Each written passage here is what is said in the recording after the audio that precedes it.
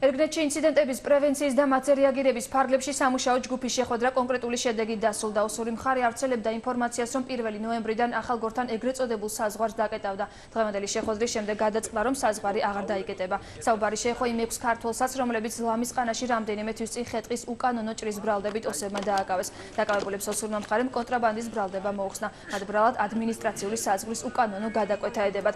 ქართულმა მხარემ მიიღო თანხმობა, რომ იმ ადგილთან ახლოს, სადაც რუსების საგუშაგოებია განთავსებული ტერიტორიების განაღმვა დაიწყება. დღევანდელი შეხვედრის დროს ერგნეთის თავზე რუსული ვერტმფრენი გამოჩნდა. ცხინვალის შესასვლელთან კი მესაზღვრეები განლაგდნენ.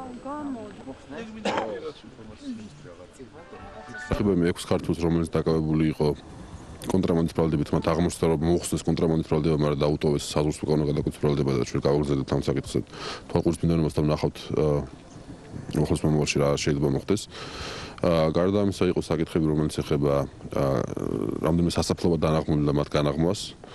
და ასე საკითხები, რომელიც ეხება იმ ქართველების მიმართ ძალადობას, რომლებიც მუშაობენ თავად მინდორებში, ადმინისტრაციულ აღოსთან ახლოს, აქაც იმედი გვაქვს, რომ რაღაც ძვრები იქნება.